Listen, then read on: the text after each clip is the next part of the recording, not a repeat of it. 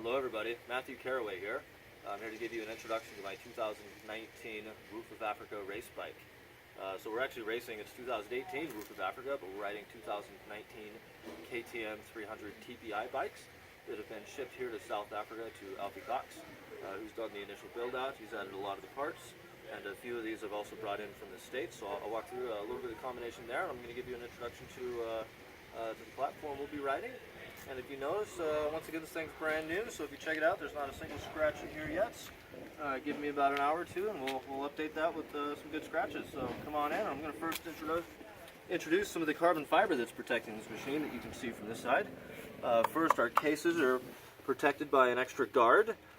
We've got some guards here on our exhaust pipes, so we know going through the rocks that we're going to be banging our exhaust, we're going to be banging our clutch covers, and we're going to be banging up against the swing arm guards.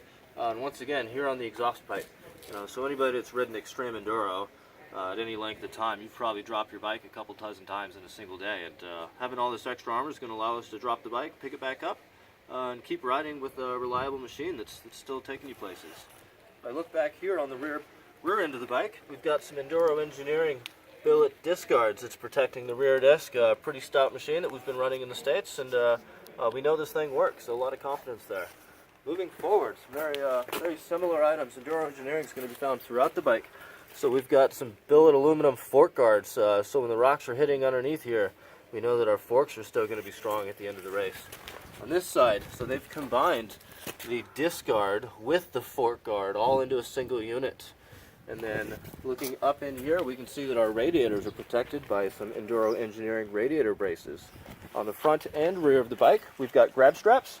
So one of the interesting things about enduro, extreme enduro rather, is that you're going to get to places where you've got to hop off and you've got to help a buddy, or you've got to have people help you, and you can quickly have them grab onto the front grab strap and pull you along without yanking your tire, yanking your tube. This is the right place for folks to grab. There's going to be a very similar one here, if you need somebody to grab onto the rear of the bike. Got a grab strap at the back end as well. Now let's walk through what we have here on the handlebars. So some of the items that I brought here from the States. So I've got fold-away arc levers here on the left, and I've got an arc lever here on the right, clutch and brake. Had a lot of good success with those. I've been running them for years, so I've got good confidence there. Now if we focus here on the center of the handlebars, Roof of Africa, it's a navigation race. So for those that aren't familiar, the night before the race, we hand our GPS devices to the race promoter, and they download tomorrow's tracks. And as I'm riding, there's not going to be any arrows to mark the course. I have no idea where to go if I just look throughout the terrain. Instead, I have to look down here at my GPS and see that, yes, you follow this road for a mile and then you turn right, and there'll be some other thing that you have to conquer. The reason that we actually run two of these units is so that you can have one zoomed in when you're riding one of the really rocky technical areas, and you're in a canyon. You need to know, like, do I go up to the left or do I stay down low to the right? You've got that zoom level because you're going to be zoomed in at 250 or 350 feet. Yet, when you're bombing down a road, you need to be able to look at your other GPS that's zoomed out to half a mile so that you can see that, yeah, I go straight for a long ways, but soon after that, there's going to be a left-hand turn that I need to be prepared for.